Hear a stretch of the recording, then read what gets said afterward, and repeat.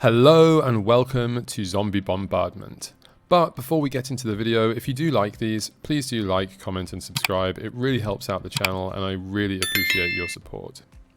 So this deck uses Tombstone Stairwell, which during each player's upkeep, that player puts a 2/2 zombie with haste into play for each creature in their graveyard. And then at the end of turn, they all get destroyed. So we're going to abuse this by using a lot of different sacrifice outlets or things that trigger when stuff go to the graveyard. For example, these. So as we're using these effects every turn in our upkeep and our opponents, we'll get to shoot our opponent for so much damage with bombardment or sharpshooter on the death triggers, or just grow a carrion feeder really big. And we're also playing some other zombies to keep this synergy going. We have Shepherd of Rot, which can shoot for huge amounts of damage. Rotlung Reanimator, which can turn some of our other zombies, as these two are both clerics, into zombies when they die. And Withered Wretch, which is kind of a filler card, but the Graveyard Exile, it does come up in some matchups, and sometimes it's just absolutely game breaking. For the other creatures, we have Carnophage, which is just a good one drop that also happens to be a zombie. And we're playing two of the Lord of Undead, just because it can pump our other zombies and help to give us a little bit of recursion in those long grindy games. And for disruption, of course, we're playing black, so we're definitely going to play the discard spells that just define this format. Duress, absolutely incredible, and Cabal Therapy is super powerful in a deck that actually wants to sacrifice stuff, so these really can just absolutely rip our opponent's hands apart. For removal, I've already mentioned Goblin Bombardment and Goblin Sharpshooter, which when combined can absolutely just clean up the board. But we're also playing two copies of Terminate, because sometimes there's Phyrexian Dreadnoughts or big creatures, or sometimes we just need an extra way to kill something, and that's why I've put those in the deck.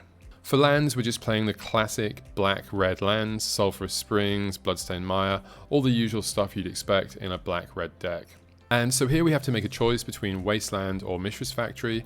Personally, I think both would be okay. I chose to go for Mishra's Factory because I think we're an aggressive deck trying to beat down, and because we can use it to sacrifice to some of our other cards, so I think that's a nice interaction there. But our guys are quite small and they don't really attack through manlands well, so I could definitely see playing Wasteland if you think you're going to be facing lots and lots of manlands. So as this is a bit of a rogue brew, there wasn't really a finalized sideboard, so I just went with stuff that's very good against Phyrexian Dreadnought, such as Overload, Diabolic Edict, Smothers, those kind of things. Engineered Plague, which of course is a classic black sideboard card, along with Dystopia, again another classic that can take out green and white enchantments for us. For the final slots, I went with 4 Phyrexian Negator, because it's very good against control, and 1 extra copy of Cabal Therapy.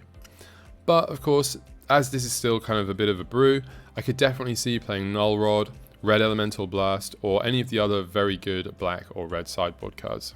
And you know, Dark Ritual is definitely an option that this deck should consider. Maybe I was crazy by not playing it, I'm not really sure. I can also definitely see a 3-color build with more clerics that go with Rotlung, such as Mother of Runes, or perhaps something more on the top end of the curve, such as Siege Gang Commander. Our starting hands are really looking for some of that black discard. It's absolutely crucial in some of our matchups, and you may have to mulligan to find it. Otherwise, we're just looking for a smooth curve of creatures that we can beat down with. And that is how we'll play most of our games, looking to disrupt our opponent's hand early on, while just beating down with creatures. We're not really reliant on our combo, it's just nice when it shows up and we can get some extra value from it. Although in some games we will have an absolutely stacked graveyard, and then we can slam a Tombstone Stairwell down and just go absolutely crazy. And this is the point where I forgot to say earlier in the video, we can of course use Withered Wretch to exile all the creatures from their graveyard, making Tombstone more one-sided on our part. But we might not always want to do that, because we are making tokens in our turn and our opponents, which can create a lot of death triggers for something like Goblin Sharpshooter. Because remember, our opponent's making zombies that are going to die too, so that really will add up for all of those untapped triggers. Against the deck, 1-card combos such as Oath of Druids or Replenish that can get around our discard by being top decked are really good, as well as 2 Engineered Plagues that really will shut the deck down almost entirely. And a turn 1 Lackey can also be very hard to block, as we only have 1 creature that can block it on turn 1. So the deck feels like an aggro-y mid-range deck that just happens to have a combo in it. Most of the time we're just beating down, discarding their hand and using our synergy to win the game, but sometimes we will just top deck those other combo pieces and just absolutely go off.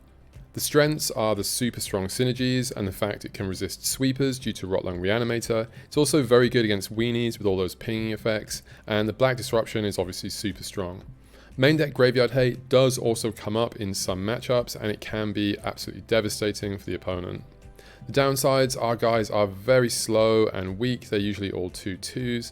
You know, fast combos and hate cards really can take advantage of us. We really do rely on some of those synergies to win sometimes.